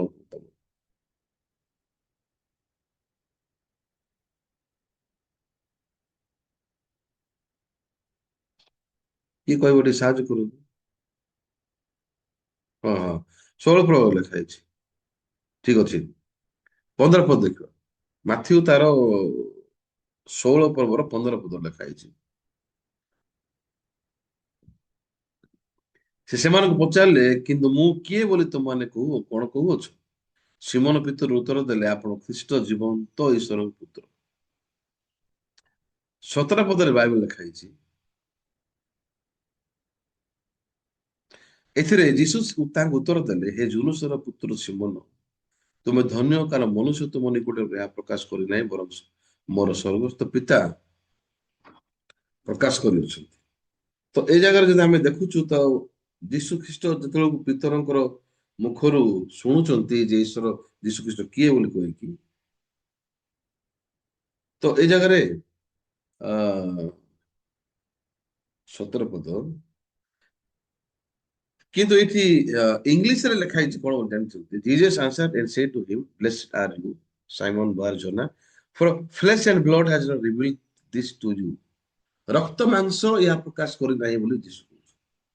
ତାର ଅର୍ଥ ହଉଛି ବର୍ତ୍ତମାନ ପିତରଙ୍କ ମୁଖରେ ଯଦିଓ ଏ ବିଷୟ ବାହାରିଲା ଖ୍ରୀଷ୍ଟ ଈଶ୍ୱରଙ୍କ ଜୀବନ୍ତ ପୁତ୍ର ବୋଲି, କିନ୍ତୁ ଯୀଶୁ କହିଲେ ତମେ କହିଲ, ରକ୍ତ ମାଂସ ପ୍ରକାଶ କରିନାହିଁ। ଏଟା କିଏ କରୁଛି? ମୋର ସ୍ୱର୍ଗସ୍ଥ ପିତା ପ୍ରକାଶ କରିଅଛନ୍ତି। ତାର ଅର୍ଥ ହଉଛି ପିତରଙ୍କ ଭିତରେ ପରମେଶ୍ୱରଙ୍କର ଆତ୍ମା ଥିଲା ବା ଈଶ୍ୱରଙ୍କର ହୃଦୟ ବା ଯୀଶୁ ହିଁ ପ୍ରକାଶ କଲେ ପରମେଶ୍ୱରଙ୍କ ବିଷୟରେ। ହେଲେ ପିତରଙ୍କ ରକ୍ତ ମାଂସ ଏଟା ପ୍ରକାଶ କରିନାହିଁ। ତ ଏହା ଦ୍ୱାରା ଆମେ ଗୋଟେ ବିଷୟକୁ ଜାଣିପାରିବା ଯେ ପ୍ରଭୁ ଯେଉଁଥିରେ ଆମକୁ ଯୋଉ ମୁକୁଟ ବା ଯୋଉ ଗୌରବ ସମ୍ଭ୍ରମ ଦେବା ପାଇଁ ଲେଖିଛନ୍ତି, ଏଟା କୋଉ ମାଧ୍ୟମରେ? ଏଟା କେବଳ ଯୀଶୁଙ୍କ ମାଧ୍ୟମରେ। ଆମେ ଆମ ଭିତରେ ପରମେଶ୍ୱର ଯୀଶୁଙ୍କୁ ଦେଖୁଛନ୍ତି। ଆମ ଭିତରେ ପରମେଶ୍ୱର ଯୀଶୁଙ୍କ ରକ୍ତକୁ ଦେଖିଲେ ଆମକୁ ଧାର୍ମିକ କରୁଛୁ। ଯେତେ ଆମେ ଯୀଶୁଙ୍କୁ ଗ୍ରହଣ କରିବା, ଆମେ ଯେତେ ଯୀଶୁଙ୍କର ମନକୁ ସଂଗ୍ରହ କରିକି ସଞ୍ଚୟ କରିବା, ଯେତେ ଅଧିକ ଆମେ ଯୀଶୁଙ୍କର ମାଇଣ୍ଡ ସେଟକୁ, ଯୀଶୁଙ୍କ ବାକ୍ୟକୁ ଯେତେ ଆମର ଜୀବନରେ ଆମେ ୟୁଜ କରିବା, ସେତେ ଅଧିକ ପରମେଶ୍ୱର ଖୁସି ହେବେ। ମାତ୍ର ଯେତେ ଅଧିକ ଆମେ ନିଜର ଶରୀରକୁ ୟୁଜ କରୁଛୁ, ସେତେ ଅଧିକ ପ୍ରଭୁ ଅସନ୍ତୁଷ୍ଟ ହେବେ ଆମ ସହିତ। ସେଥିପାଇଁ ଲେଖା ହେଇଛି ବାଇବଲରେ, ମାଂସରୁ ଯାହା ଜାତ ମାଂସ, ଆତ୍ମାରୁ ଯାହା ଜାତ ହଉଛି ଆତ୍ମା। ତ ଯେତେବେଳେ ଆମର ଶରୀରର ଲାଇଫ ଷ୍ଟାଇଲକୁ ଦେଖୁଛୁ, ଆଜି ପର୍ଯ୍ୟନ୍ତ ଏ ଶରୀର ବଦଳି ନାହିଁ, ଆଉ ଆଗକୁ ମଧ୍ୟ ବଦଳିବ ନାହିଁ। ସେଥିପାଇଁ ଲେଖା ହେଇଛି, ଶାରୀରିକ ଭାବ ଈଶ୍ୱରଙ୍କ ବିରୁଦ୍ଧରେ ଶତ୍ରୁତା। ହେଲେ ଶରୀର ଠାରୁ ପୃଥକ ହେବାର ଅର୍ଥ କଣ? ଶରୀର ଠାରୁ ପୃଥକ ହେବାର ଅର୍ଥ ନାହିଁ ଯେ ଆମେ କିଛି ଭୁଲ କରିବା ନାହିଁ, ଆମେ କିଛି ମିଷ୍ଟେକ୍ କରିବା ନାହିଁ, ସେମିତି ନୁହେଁ। କିନ୍ତୁ ଆମ ଭିତରେ କ୍ଲିୟର ଲାଇନକୁ ପ୍ରଭୁ ଟାଣିବା ପାଇଁ ଚାହୁଁଛନ୍ତି ବା ଟାଣିଛନ୍ତି ଅଲରେଡି। ଏ କ୍ଲିୟର ଡିଷ୍ଟିଂସନ କଣ?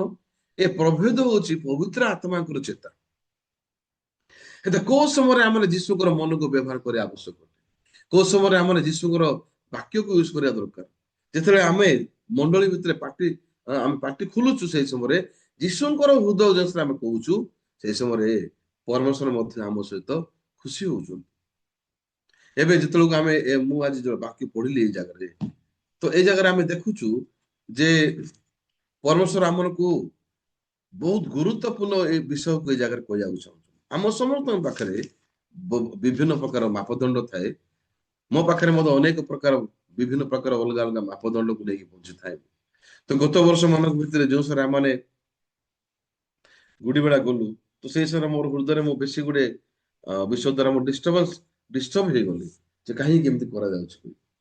ତ ଅନିଲ କୁମାରର ପୋଷ୍ଟରରେ ଆମେ ଅନିଲ କୁମାର ପୋଷ୍ଟର ମିଟିଂରେ ପୋଷ୍ଟରକୁ ଆମେ ପେଷ୍ଟ କରିବା ପାଇଁ ଆମକୁ ପଠାଗଲା। ଆରେ 5ଟା 5 ମିଟିଂ ହଉଛି ଦି ଅନିଲ କୁମାର କାହିଁକି ପୋଷ୍ଟର ଆମେ ଲଗେଇ ଯାଉଛୁ। ଆମେ ରାଗିଗଲୁ, ବିରକ୍ତ ହେଇଗଲୁ। ମୋର ହୃଦୟ ଭିତରେ ମୁଁ ବେଶୀ ଅଖାଳ ଅନୁଭବ କରୁଥିଲି। 5ଟା 5 ମିଟିଂରେ 5ଟା 5 ପୋଷ୍ଟର ମାରିବା ପରିବର୍ତ୍ତେ ଆମେ କଣ ପାଇଁ ଅନିଲ କୁମାର ସେଠି ଆମେ ପୋଷ୍ଟର ମାରିବା ଦରକାର। ତ ଗୋଟେ ଦିନ ଅତ୍ୟଧିକ ଯେତେବେଳେ ଆମେ ଆମେ ବିରକ୍ତ ହେଇଗଲୁ ସେଇ ସମୟରେ ପରମେଶ୍ୱର ଦାସଙ୍କ ପାଖକୁ ମୁଁ ଗଲି, ଆମକୁ ନିଆଗଲା।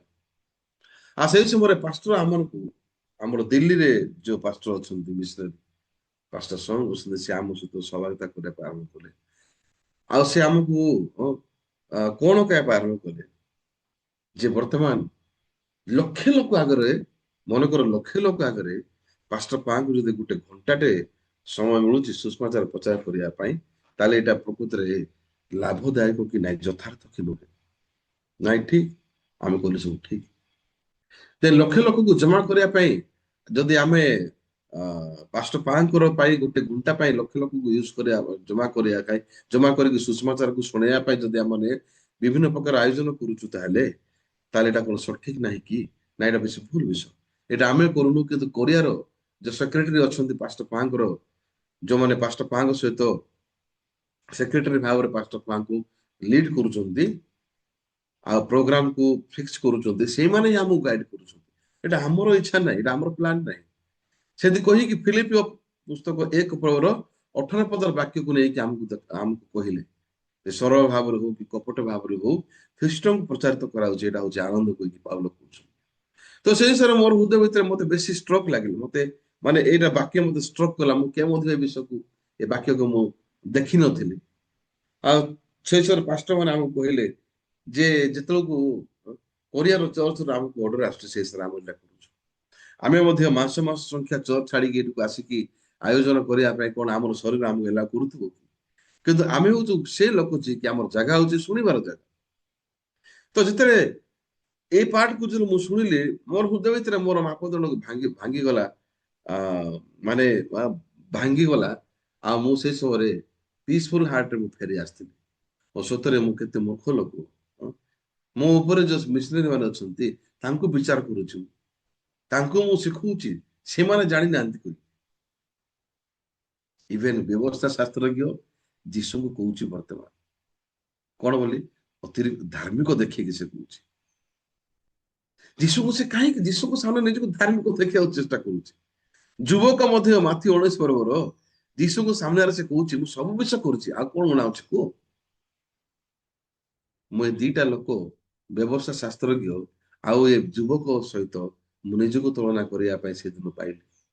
ମୁଁ ମଧ୍ୟ ସମାନ ମାପଦଣ୍ଡରେ ବଞ୍ଚୁଛି।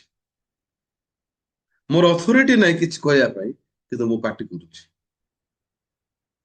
ମୋର ଜାଗା ଯୀଶୁ କହୁଛନ୍ତି ମୁଁ ଆପଣଙ୍କ କିଛି ମଧ୍ୟ କରିପାରୁନାହିଁ, ମୁଁ ଯେପରି ଶୁଣୁଛି ସେପରି କରୁଛି। ହେଲେ ଆମକୁ ଈଶ୍ୱର ଯାହା ଶୁଣେଇବେ ଆମ ଶରୀରରେ, ଆମର ବୁଝାମଣାରେ, ଆମର ନିଜର ଚିନ୍ତାଧାରାରେ ସଠିକ ଭାବରେ ମ୍ୟାଚ କରିବାଟା ଶୁଣଉଛନ୍ତି ନା ବିପରୀତ ବିଷୟ ଶୁଣୁଛୁ। ମଣ୍ଡଳୀ ଯାହା ବି କହୁଛି ଆମକୁ, ଈଶ୍ୱର ଯୋଉ ବିଷୟ ମଧ୍ୟ କହୁଛନ୍ତି ଆମକୁ, ତାହା ଯଦି ଆମ ଶରୀରରେ ଯଦି ସହମତ ବିଷୟ ହେବ, ତାହେଲେ ଆମକୁ କିଛି ଦରକାର ନାହିଁ। ଆଉ ଚର୍ଚ୍ଚ ଆମକୁ ଆଉ କିଛି ସହଭାଗିତା ଦରକାର ନାହିଁ। ତ ବର୍ତ୍ତମାନ ଏଇ ଜାଗାରେ ପ୍ରେରିତ ପୁସ୍ତକ 16 ଯୋଉ ପଢିଛୁ, ଏଇଟା ମତେ ଆଶ୍ଚର୍ଯ୍ୟ ବିଷୟ ଲେଖା ହେଇଛି। ଜାଗା ଦେଖନ୍ତୁ 6 କଣ ଲେଖା ହେଇଛି। ସେମାନେ ଆସିଆରେ ବାକ୍ୟ ପ୍ରଚାର କରିବାକୁ ପବିତ୍ର ଆତ୍ମାଙ୍କ ଦ୍ୱାରା ନିବାରତ ହୋଇ ଫ୍ରୁଗିଆ ଓ ଗାଲାତୀୟ ଅଞ୍ଚଳ ଦେଇ ଯାତ୍ରା କଲେ। ଏଠି 6 ଯଦି ଆମେ ଦେଖୁଛୁ, ସ୍ୱତନ୍ତ୍ର ଭାବରେ ଗୋଟେ ୱାର୍ଡ ଲେଖା ହେଇଛି। Then now when they had gone through Phrygia and the region of Galatia, they were forbidden by the Holy Spirit to preach the word in Asia. ତ ବର୍ତ୍ତମାନ ଏଇ ଜାଗାରେ ନିବାରିତ ବୋଲି ଆତ୍ମାଙ୍କ ଦ୍ୱାରା ନିବାରିତ ବିଷୟ ଲେଖା ହେଇଛି। 7 କଣ ଲେଖା ହେଇଛି, ଆଉ ସେମାନେ ମୁସିଆ ନିକଟରେ ଉପସ୍ଥିତ ହୋଇ ବିଥୁନିଆକୁ ଯିବା ପାଇଁ ଚେଷ୍ଟା କଲେ, କିନ୍ତୁ ଯୀଶୁଙ୍କ ଆତ୍ମା ସେମାନଙ୍କୁ ଅନୁମତି ଦେଲେ ନାହିଁ। ଯୀଶୁଙ୍କ ଆତ୍ମା ଆମକୁ ଅନୁମତି ଦଉନାହିଁ ମଦ ପିଇବା ପାଇଁ।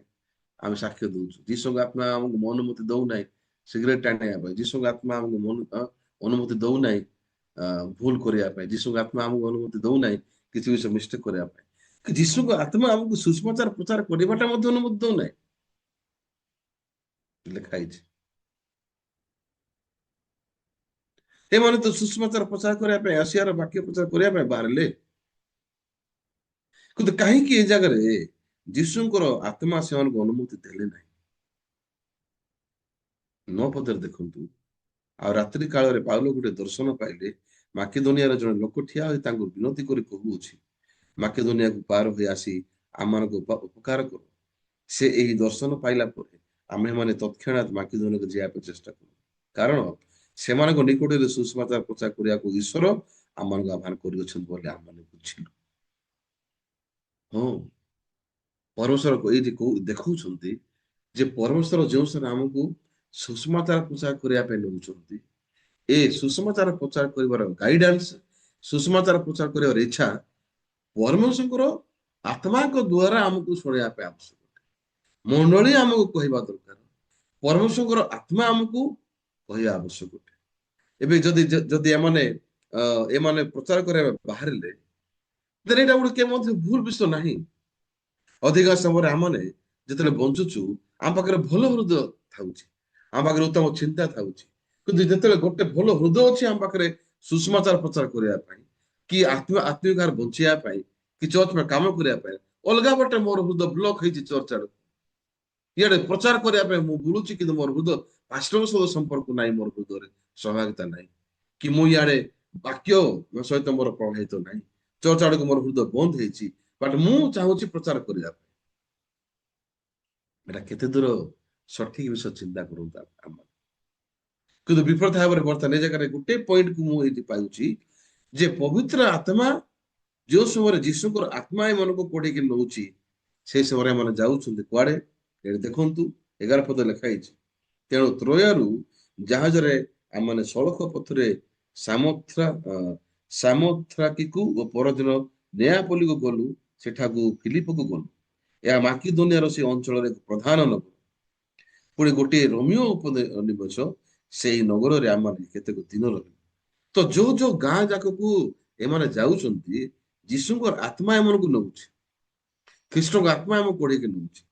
ହେଲେ 13 ପଦରେ ବିଶ୍ରାମବାରରେ ଆମମାନେ ନଗର ଦ୍ୱାରରୁ ବାହାରି ନଦୀ କୂଳକୁ ଗଲୁ, ସେଠାରେ ପ୍ରାର୍ଥନାର ସ୍ଥାନ ଅଛି ବୋଲି ଆମମାନେ ମନେ କରିଥିଲୁ। ଆଉ ଆମେମାନେ ବସି ସମବେତ ହୋଇଥିବା ମହିଳାମାନଙ୍କ କଥା କହିବାକୁ ଲାଗିଲୁ। ପୁଣି ଥୁଆଥିରା ନଗରର ବାଇଗଣିଆ ବସ୍ତ୍ର ବିକ୍ରୟକାଳୀରେ ଲୁଦିଆ ନାମକ ଜଣେ ମହିଳା, ଯେ ଈଶ୍ୱରଙ୍କ ଭକ୍ତା ଥିଲେ, ସେ ଆମମାନଙ୍କ କଥା ଶୁଣୁଥିଲେ, ସେ ଯେପରି ପାଉଲଙ୍କର କଥିତ ବିଷୟ ପ୍ରତି ମନୋଯୋଗ କରନ୍ତି, ଏଥିରେ ମଧ୍ୟ ପ୍ରଭୁ ତାଙ୍କର ହୃଦୟ ଫିଟାଇ ଦେଲେ। ତାଙ୍କର ହୃଦୟ କିଏ ଫିଟେଇ ଦେଲା? ପ୍ରଭୁ ଫିଟେଇ ଦେଲେ। ବର୍ତ୍ତମାନ ସ୍ପଷ୍ଟାରେ ଏଇ ଜାଗାରେ ପାଉଲଙ୍କୁ ଈଶ୍ୱର କୋଡେଇକି ନଉଛନ୍ତି ପବିତ୍ର ଆତ୍ମାଙ୍କ ଦ୍ୱାରା।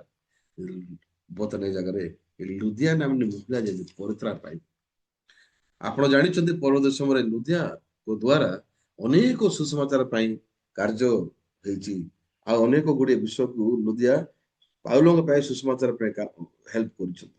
ସେଟା ମଧ୍ୟ କେବଳ ପରମେଶ୍ୱର ହୃଦୟକୁ ଦ୍ୱାରା।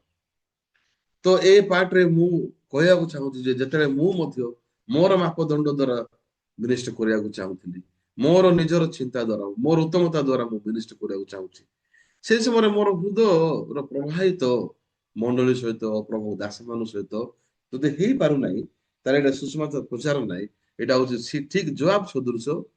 ଜବାବ ବର୍ତ୍ତମାନ ଦାଉଦଙ୍କ ପାଇଁ କାମ କରୁଛି ଯୁଦ୍ଧ କ୍ଷେତ୍ରରେ। ସରି, ଉରିଆ ବିଷୟରେ କହିବି। ଉରିଆ ଯଦିଓ ବର୍ତ୍ତମାନ ଦାଉଦଙ୍କ ପାଇଁ କାମ କରୁଛନ୍ତି ଯୁଦ୍ଧ କ୍ଷେତ୍ରରେ, କିନ୍ତୁ ଦାଉଦଙ୍କର ବାକ୍ୟକୁ ସେ ଶୁଣି ପାରୁନାହିଁ, ଦାଉଦଙ୍କର ଆଦେଶକୁ ସେ ଗ୍ରହଣ କରିପାରୁନାହାନ୍ତି। ଜବାବ ମଧ୍ୟ ସମାନ ଲୋକ, ଯଦିଓ ଦାଉଦଙ୍କର ପ୍ରଧାନ ସେନାପତି ଜବାବ ଥିଲେ, କିନ୍ତୁ ବର୍ତ୍ତମାନ ଦାଉଦଙ୍କର ହୃଦୟକୁ ସେ ଗ୍ରହଣ କରିପାରିଲେନି। ଯେ ଦାଉଦ ଯେଉଁ କହିଲେ ଯେ ମୋର ଯୁବା କମଳ ଅବସାଲାମକୁ ତମେ ଛୁଇଁବ ନାହିଁ ବୋଲି କହିଲେ, କିନ୍ତୁ ସେ ଯାଇକି ବର୍ତ୍ତମାନ ଅବସାଲାମକୁ ହତ୍ୟା କଲା। ସେଥିପାଇଁ ଆମେ ଲୁସିଫର ଯଦି ଆମେ ଅରିଜିନକୁ ଯଦି ଦେଖିବା, ତାହେଲେ ଏଇ ଲୁସିଫର ଯିଏକି ଶୈତାନର ଯଦି ଆମେ ଚେରକୁ ଦେଖିବା, ତାହେଲେ ଶକ୍ତି, ସୌନ୍ଦର୍ଯ୍ୟ ଆଉ ଜ୍ଞାନ, ଏ ତିନିଟା ବିଷୟ ପ୍ରଭୁ ଯଦିଓ ତାକୁ ଦେଲେ, କିନ୍ତୁ ଏ ତିନିଟା ବିଷୟକୁ ଧରିକି ସେ ପ୍ରଭୁଙ୍କର ଶତ୍ରୁ ହେଇଗଲା। ଆଜି ଆମମାନେ ଯେପରି ପ୍ରଭୁ ଦେଇଥିବା ଅନୁଗ୍ରହ, ଈଶ୍ୱର କାମ କରୁଥିବାର, ଈଶ୍ୱର ଆମକୁ ବ୍ୟବହାର କରିବା ବିଷୟ ଯେମିତି ଆମକୁ ଦୂଷିତ ନ କରେ, ଯେମିତି ଆମେ ଏ ବିଷୟ ଦ୍ୱାରା ହିଁ ଆମେ ନିଜକୁ ବେଶୀ ଉଚ୍ଚ ମନୋଭାବ ନ ରଖି ଯେପରି ଆମେ ନିଜର ସ୍ଥିତିକୁ ପାଇବା ଯେ ଆମେ ହଉଛୁ ଗୋଟେ ଲୋକ ଯିଏ କି ସବୁଠାରୁ ତଳ ଲୋକ। ଆମ ପାଖରେ କୌଣସି ଏ ପ୍ରକାର ବିଷୟ ହିଁ ନାହିଁ ଯାହା ଦ୍ୱାରା କି ଆମେ ପ୍ରଭୁଙ୍କ ସାମ୍ନାରେ ବସଫୁଲ ହେଇପାରିବା ବା ଆମେ ପ୍ରଭୁଙ୍କ ସାମ୍ନାରେ ଛିଡା ହେଇକି କିଛି ବିଷୟ କହିପାରିବା ମୋର ଆମ ନିଜର ବ୍ୟକ୍ତିଗତ ଉଚ୍ଚୀକୃତ ବିଷୟ। ସେଥିପାଇଁ ମୁଁ ଆଜି ମନେ ପକାଉଛି ସେ ବାକ୍ୟ, ଯୋଉ ସମୟରେ ତମେ କୌଣସି ଭୋଜିକୁ ତମେ ନିମନ୍ତ୍ରିତ ହୁଅ, ତମେ କେବେ ମଧ୍ୟ ସିଧାସଳଖ ପ୍ରଧାନ ଆସନରେ ବସ ନାହିଁ। କାଳେ ତମଠାରୁ ଅଧିକ ମାନ୍ୟଗଣ୍ୟ ବ୍ୟକ୍ତି ଆସିବେ ଯେ ଭୋଜିର ଅଧ୍ୟକ୍ଷ ତମକୁ ସେଠୁ ବାହାରି ଆସ, ଏ ସ୍ଥାନକୁ ତମେ ଛାଡିଦିଅ ବୋଲି କହିବେ। କିନ୍ତୁ ତମେ ଯେଉଁ ସମୟରେ ଭୋଜିକୁ ଆୟୋଜନ କରୁଛ ସେ ସମୟରେ ଦରିଦ୍ର ପଙ୍ଗୁ ମାନଙ୍କୁ ତମେ ଡାକ, ଭିକାରୀ ମାନଙ୍କୁ ତମେ ଡାକ, କାରଣ ସେମାନେ ତମର ପ୍ରତିବାଦରେ କିଛି ଦେଇପାରିବେ। କିନ୍ତୁ ଯୋଉମାନେ ତମକୁ ଦେଇପାରିବା ଲୋକକୁ ଡାକୁଛ, ତାହେଲେ ସେମାନଙ୍କ ହୃଦୟ ଭିତରେ ସେମାନେ କେବେ ଧନ୍ୟବାଦ ହେଇପାରିବେ ନାହିଁ। ଆଜି ଯେତେବେଳେ ଏ ଭିକାରୀ ମାନେ ଦରିଦ୍ର ମାନେ ଏ ଭୋଜିକୁ ନିମନ୍ତ୍ରଣ କରାଯିବେ, ସେ ସମୟରେ ସେମାନେ ଯୋଉ ଖାଦ୍ୟ ଖାଉଛନ୍ତି ସେ ଖାଦ୍ୟ ଖାଇଲା ସମୟରେ ସେମାନେ କେବେ ଭାବି ପାରିବେ ନାହିଁ ଆମେ ଏଟା ଫେରେଇବା, ଆମେ ମଧ୍ୟ ଏମିତି ଦେବା ବୋଲି। କିନ୍ତୁ ତାଙ୍କ ହୃଦୟ ଭିତରେ କଣ ରହିଯିବ, ଆମେ କେବେ ମଧ୍ୟ ଯୋଗ୍ୟ ନଥିଲୁ ଏ ଖାଦ୍ୟ ଖାଇବା ପାଇଁ, ସେଥିପାଇଁ ବର୍ତ୍ତମାନ ଆମେ ଧନ୍ୟବାଦ ଦଉଛୁ। ଆମ ଉପରେ ଅଯୋଗ୍ୟ ଲୋକକୁ ତମେ ଡାକିଛ ଭୋଜିକୁ ଖାଇବା ପାଇଁ ଦେଇଛ। ତ ମଣ୍ଡଳୀ ଭିତରେ ମଧ୍ୟ ଯେଉଁ ସମୟରେ ଆମକୁ ଈଶ୍ୱର କହିବାକୁ ଚାହୁଁଛନ୍ତି କଣ ବୋଲି, ତମେ ସମ୍ପୂର୍ଣ୍ଣ ଭାବରେ ଯାହା ମଧ୍ୟ ତମ ପାଖରେ ମୁଁ ଦେଇଅଛି ସେ ସବୁ ବିଷୟକୁ ତମେ ମୋ ପାଖକୁ ଫେରେଇ ଦିଅ। ସମସ୍ତ ଗୌରବ, ସମସ୍ତ ସମ୍ଭ୍ରମ, ସମସ୍ତ ବିଷୟ ଗୁଡାକ ପ୍ରଭୁଙ୍କ ପାଖକୁ ଫେରିବା ଆବଶ୍ୟକ। ଆମେ ଆଉ ସେଇ ସମୟରେ ଆମେ ହଉଛୁ ଗୋଟେ ଏଇ ପ୍ରକାର ଲୋକ ଯିଏକି ଦୟା ନ ପାଇଲେ, ଅନୁଗ୍ରହ ନ ପାଇଲେ ଆମେ କେବେ ମଧ୍ୟ ପରମେଶ୍ୱରଙ୍କ ସାମ୍ନାରେ ବଞ୍ଚି ପାରିବା ନାହିଁ। ସତରେ ସେ ଓଜନ ମାପିବାର ଯନ୍ତ୍ର ଯେମିତି ବ୍ୟବହାର ହେଲା ପରେ ସେ କଣ୍ଟା ସୁନକୁ ଯେ ଆବଶ୍ୟକ ଅଟେ, ପରମେଶ୍ୱର ମଧ୍ୟ କହିବାକୁ ଚାହୁଁଛନ୍ତି ଯେ ପବିତ୍ର ଆତ୍ମା ଯେମିତି କହୁଛି ସେଇପରି ତମେ କଢେଇକି ନିଆଯାଅ। ଏବେ ବର୍ତ୍ତମାନ ଯୀଶୁଙ୍କର ଆତ୍ମା ଏମାନଙ୍କୁ ମାକିଦୋନିଆକୁ ନେଇ ଯାଉଛନ୍ତି, ଆଉ ସେ ଜାଗାରେ ଲୁଧିଆ ନାମની ଗୋଟେ ମହିଳାଙ୍କୁ ଭେଟିବା ପାଇଁ। ଫିଲିପ ମଧ୍ୟ ପବିତ୍ର ଆତ୍ମା ଦ୍ୱାରା କଢେଇକି ନିଆଗଲେ ଆଉ ମୋର ପ୍ରାନ୍ତରରେ ନପୁଂସକୁ ଭେଟିକି ସୁସମାଚାର ପ୍ରଚାର କଲେ। ଆଜି ପାଷ୍ଟର କିମ୍ ମଧ୍ୟ ମଣିଷ ଭାବରେ ଓଡିଶାକୁ ପ୍ରବେଶ କରିନାହାନ୍ତି, ମଧ୍ୟ ମଣିଷତ୍ୱ ଭାବରେ ମଣିଷର ଉତ୍ତମତା ଦ୍ୱାରା ସେ ଜୀବଦେହକୁ ଆସିନଥିଲେ। ଏକ୍ଜାକ୍ଟଲି ପରମେଶ୍ୱରଙ୍କ ଆତ୍ମାଙ୍କ ଦ୍ୱାରା, ମଣ୍ଡଳୀ ଦ୍ୱାରା, ପରମେଶ୍ୱରଙ୍କ ଦାସଙ୍କର ସହିତ ସଂଯୁକ୍ତ ହେଇକି ସେ ଆସିଅଛନ୍ତି। ସେଥିପାଇଁ ପବିତ୍ର ଆତ୍ମା ବା ଯୀଶୁଙ୍କର ଆତ୍ମା ଯୋଉ ସାର ବୋହିକି ଆସିଲା ପାଉଲଙ୍କ ପାଖକୁ, ଆଉ ତମେ ବର୍ତ୍ତମାନ ମାକିଦୋନିଆକୁ ଯାଅ, ସେଠି କିପରି ଭାବରେ ଗୋଟେ ସେଠି ପ୍ରିଚିଂ କରିବ, ତମେ ସୁସମାଚାର ପ୍ରଚାର କରିବ କହିକି ପରମେଶ୍ୱର ପ୍ରଭୁଙ୍କ ଦାସଙ୍କୁ ଠିକ ପାଉଲଙ୍କ ସଦୃଶ ଏଇ ଜାଗାକୁ ପଠେଇଲେ। ଆମର ଶିଶୁ ପ୍ରଧାନ ଆଉ ଆମେ ସମସ୍ତେ ଜଣେ ଜଣେ ଜଣେ ସେଇ ଜାଗାରେ ସୁସମାଚାର ଶୁଣି ପରିତ୍ରାଣ ପାଇଲୁ। ତ ଏଇଟା କେବେ ମଧ୍ୟ ଆମେ କରିପାରିବା ନାହିଁ। ପିତରଙ୍କୁ ଯୀଶୁ କହୁଛନ୍ତି ରକ୍ତ ମାଂସ ଏଇଟା ପ୍ରକାଶ କରିନାହିଁ, କିନ୍ତୁ ମୋର ସ୍ୱର୍ଗସ୍ଥ ପିତା ପ୍ରକାଶ କରିଅଛନ୍ତି। ଏଥିରେ ସୁସମାଚାରର କାର୍ଯ୍ୟ ଓଡିଶାରେ ଆମମାନଙ୍କର ଅବଦାନ ଦ୍ୱାରା ହେଇନାହିଁ, ଆମର ପ୍ରଚାର ଦ୍ୱାରା ହେଇନାହିଁ। ଆମେ ସିନିୟର ବୋଲି କହିଥାଇପାରୁ, କିନ୍ତୁ ଆମର କଣ ଅବଦାନ ଅଛି? ସମସ୍ତ ଅବଦାନ, ସମସ୍ତ ବିଷୟ ଖ୍ରୀଷ୍ଟଙ୍କ ଦ୍ୱାରା ହେଇଛି। ଆମେନ୍। ସେଥିପାଇଁ ସେ ଖ୍ରୀଷ୍ଟ ପ୍ରଭୁଙ୍କ ଦାସଙ୍କ ଭିତରେ ପ୍ରବେଶ କରିକି ଆସିଲେ ଏଇ ଜାଗାକୁ। ହେଲେ ମଣ୍ଡଳୀର ଶକ୍ତି ଯାହାକି ମସ୍ତକ ଭାବରେ ଖ୍ରୀଷ୍ଟ ସ୍ଥାପନ ହେଇଛନ୍ତି। ହେଲେ ଆଜି ମୁଁ ବେଶୀ ଧନ୍ୟବାଦ ଦଉଛି ଗୋଟେ ବିଷୟ ପାଇଁ, ସମସ୍ତ ବିଷୟ ଲାଷ୍ଟରେ ମୁଁ ଗୋଟେ ବାକ୍ୟ ଦେଖିକି ସରେଇବି। ଗତକାଲି ବି ଦେଖେଇଥିଲି, ପ୍ରଥମ କରନ୍ଥୀୟ 14 ପର୍ବର ଗୋଟେ ବାକ୍ୟ ଆମେ ଦେଖିବା ଆଉ ଶେଷ କରିବା। ପ୍ରଥମ କରନ୍ଥୀୟ 14 ପର୍ବର 40 ପଦ ଦେଖିବା। ପ୍ରଥମ କରନ୍ଥୀୟ 14 ପର୍ବର 40 ପଦ।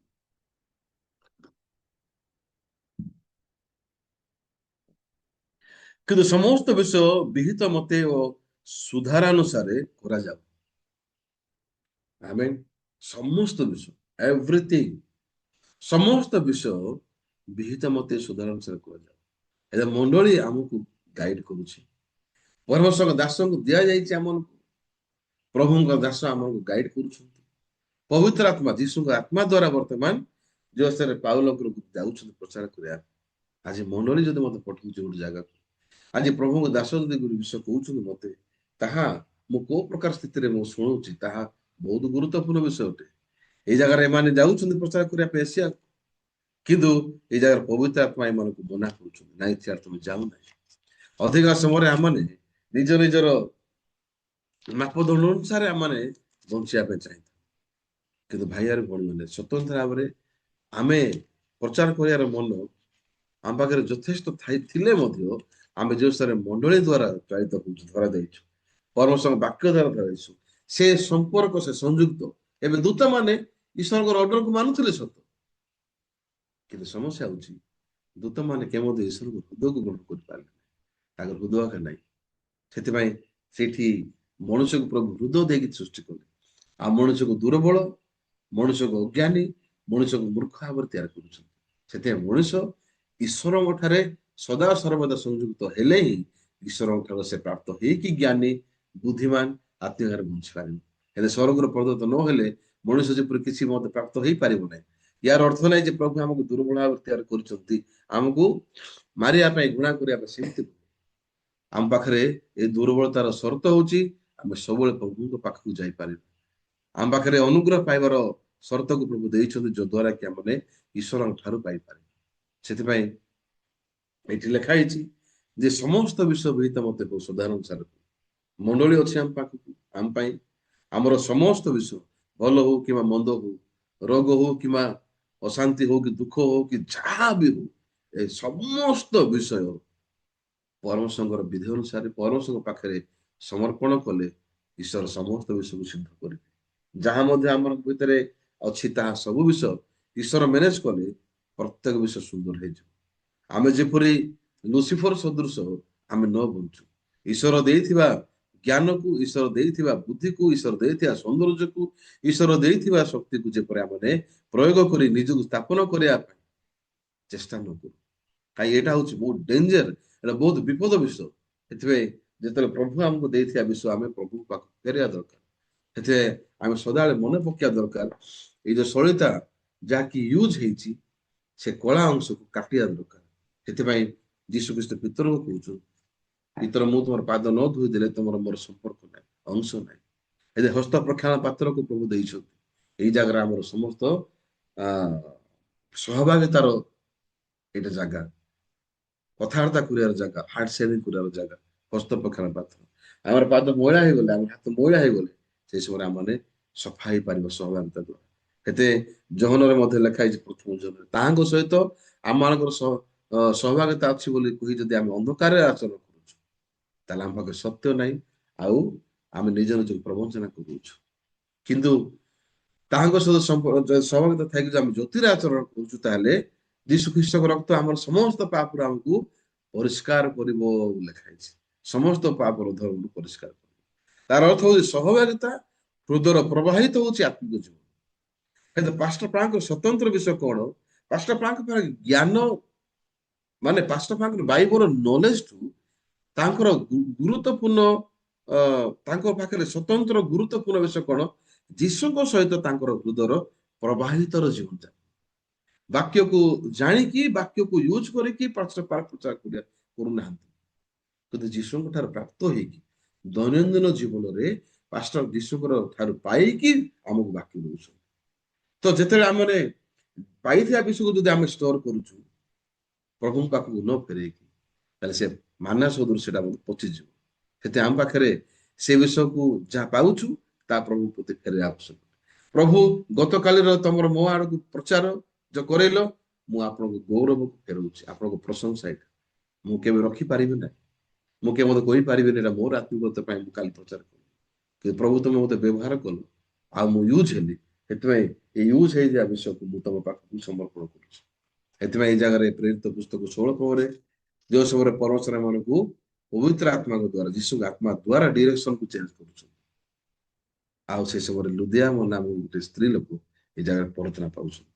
ପ୍ରଭୁ ଆମକୁ ଆତ୍ମାଙ୍କ ଦ୍ୱାରା ଚାଳିତ କରୁଛନ୍ତି, ମଣ୍ଡଳୀ ଦ୍ୱାରା, ପ୍ରଭୁ ଦାସଙ୍କ ଦ୍ୱାରା, ବାକ୍ୟ ଦ୍ୱାରା ସେ ଆମକୁ ଚାଳିତ କରୁଛନ୍ତି। ସେଥିପାଇଁ ସମସ୍ତ ବିଷୟ ତାଙ୍କ ବିଧି ମତ ଅନୁସାରେ, ବିହିତ ମତ ଅନୁସାରେ ଆଉ ସୁଧାର ଅନୁସାରେ କରାଯାଉ। ଚର୍ଚ୍ଚ ଦ୍ୱାରା ଆମର ଚାଳିତ ହେଇକି ହୃଦୟର ପ୍ରବାହିତ ଦ୍ୱାରା ଚାଲନ୍ତୁ ଆମେ ଶକ୍ତିଯୁକ୍ତ ଭାବରେ ଏହି ସୁଷମାଚାରକୁ ପ୍ରଚାର କରିବା ପାଇଁ ଆଗକୁ ବଢିବା। ଆଉ ପ୍ରତ୍ୟେକ ସମୟରେ ଆମର ହୃଦୟର ପ୍ରବାହିତ ସମ୍ପର୍କ ସହିତ ସଂଯୁକ୍ତ ହେଇକି ଆମେ ଯେଉଁ ସମୟରେ ଆମେ କାର୍ଯ୍ୟ କରୁଛୁ ତାହା ପ୍ରଭୁଙ୍କ ଗୌରବ ଓ ପ୍ରଶଂସାର କାରଣ ବିଷୟ। ଏତିକି କହିବି ମୁଁ ସରେଇବା ପ୍ରାର୍ଥନା କରିବା। ପରମେଶ୍ୱର ଧନ୍ୟବାଦ ଦଉଛୁ ତମେ ଆମକୁ ଆଜି ସକାଳେ ବୁଲିଆ ସମୟ ଦେଲ ବାକ୍ୟ ଶୁଣିବା ପାଇଁ। ଯଦିଓ ସେ ଜାଗାରେ ଅନେକ ବିଷୟର ଦୁର୍ବଳତା ଅଛି ଆମ ପାଖରେ, କିନ୍ତୁ ଆମକୁ ତମେ ହିଁ ଦୁର୍ବଳ ଭାବରେ ସୃଷ୍ଟି ତିଆରି କରିଛ ପ୍ରଭୁ। ତୁମେ ହିଁ ଆମମାନଙ୍କୁ ବୁଦ୍ଧି ଦେଇନ ପ୍ରଭୁ, ଯେପରି ଆମମାନେ ତମର ସହିତ ସଂଯୁକ୍ତ ହେଇକି ତମର ବୁଦ୍ଧି, ତମର ଜ୍ଞାନ, ତମର ଶକ୍ତିକୁ ଆମମାନେ ବ୍ୟବହାର କରିପାରିବୁ। ଆଉ ତା ସହିତ ତମେ ଯାହା ମଧ୍ୟ ଆମମାନଙ୍କ ପାଇଁ କାମ କରିଅଛ ସମସ୍ତ ଗୌରବ ସମ୍ଭ୍ରମ ପ୍ରତ୍ୟେକ ବିଷୟ ପ୍ରଭୁ ତମ ପାଖକୁ ଫେରାଇବା ପାଇଁ ତମେ ଆମକୁ ଚାହୁଁଛ ପ୍ରଭୁ। ଆମେ କେବେ ମଧ୍ୟ ତମେ ଦେଇଥିବା ବିଷୟକୁ ନେଇକି ଆମେ ଗର୍ବ କି ତମେ ଦେଇଥିବା ବିଷୟ ଦ୍ୱାରା ଆମେ ନିଜକୁ ସ୍ଥାପନ କରିପାରିବୁ। ବିପରୀତ ଭାବରେ ଆମମାନେ ହଉଛୁ ସେ ଲୋକ ଯିଏକି ସ୍ୱର୍ଗରୁ ପ୍ରାପ୍ତ ନହେଲେ ଆମେ କିଛି କରିପାରିବୁ ନାହିଁ ପ୍ରଭୁ। ଦୈନନ୍ଦିନ ଜୀବନରେ ପ୍ରତ୍ୟେକ ସମୟରେ ତୁମେ ଆମକୁ ମଣ୍ଡଳୀ ଦ୍ୱାରା ବାକ୍ୟ ଦଉଛ, ତୁମେ ଆମକୁ ପଢେଇକି ଦଉଛ। ହଁ ପ୍ରଭୁ, ପବିତ୍ର ଆତ୍ମାଙ୍କର ସ୍ୱର ଦ୍ୱାରା ଯେପରି ଆମେ ଆଗକୁ ବଢିବୁ ସେତେ ଦ୍ୱାରା এই ଦିନର ପ୍ରଭୁ ତୁମେ ଆମକୁ ବେଶୀ ମୂଲ୍ୟବାନ ଭାବରେ ସାକ୍ଷ୍ୟ ଦେଇଅଛ। ଅନେକ ୟୁଥ ମାନଙ୍କୁ, ଅନେକ ଷ୍ଟୁଡେଣ୍ଟ ମାନଙ୍କୁ ତମେ ସୁସମାଚାର ଶୁଣେଇଛ। ପ୍ରତ୍ୟେକଙ୍କର ବ୍ୟକ୍ତିଗତ ଭାବରେ ସେମାନଙ୍କୁ ତମେ ମନେ ପକାଅ। ଆଜି ମଣ୍ଡଳୀ ସହିତ ସଂଯୁକ୍ତ ହେଇପାରିବେ, ଆଉ ଯେପରି ଅଧିକରୁ ଅଧିକ ପ୍ରଚାର ମଧ୍ୟ ହେଇପାରିବ ସୁସମାଚାର, ସେଥିରେ ତମେ ଆମର ସମସ୍ତ ଭାଇ ଭଉଣୀମାନଙ୍କୁ ଅନୁଗ୍ରହ କର, ମନେ ପକାଅ। ସମସ୍ତ ସମୟରେ ଯେପରି ଆମମାନେ ମଣ୍ଡଳୀର ପ୍ରତ୍ୟେକ ସଦସ୍ୟ ମାନେ ଯେପରି ଆମେ ସମସ୍ତେ ପ୍ରଭୁଙ୍କର ଗୌରବ ଦେବା ପାଇଁ ସର୍ତ୍ତ ପାଉଥିବୁ, ସେଥିପାଇଁ ତମେ ଅନୁଗ୍ରହ କର। ଆଉ ଆଜି ମଧ୍ୟ ତମେ ଆମକୁ ପଢେଇକି ଦିଅ। ଆଜି ପରେ ଆମମାନେ ସମସ୍ତ ବିଷୟରେ ପ୍ରଭୁ ପବିତ୍ର ଆତ୍ମା ମଧ୍ୟରେ ଚାଳିତ ହବୁ, ଆଉ ପ୍ରଚାର କରିବୁ, ସେଥିପାଇଁ ତମେ ଆମକୁ ଦୟା କର। ଯାହାର ମଧ୍ୟ ସମସ୍ୟା ଅଛି, ରୋଗ, କଷ୍ଟ, ଅଭାବ, ପରିସ୍ଥିତି, ପାରିବାରିକ ସମସ୍ୟା ଅଛି ପ୍ରଭୁ ତମେ ମନେ ପକାଅ। ଆଉ ତମର ଆତ୍ମାଙ୍କ ଦ୍ୱାରା ସମସ୍ତ ବିଷୟରେ ପ୍ରଭୁ ଶାନ୍ତି ସ୍ଥାପନ କର, ଆଉ ସମାଧାନ ଦିଅ। ଯୀଶୁ ନାମରେ ପ୍ରାର୍ଥନା ମାଗିଲି, ଠିକ ଅଛି। ଧନ୍ୟବାଦ ଭାଇ ଭଉଣୀ, ସମସ୍ତଙ୍କୁ ନମସ୍କାର।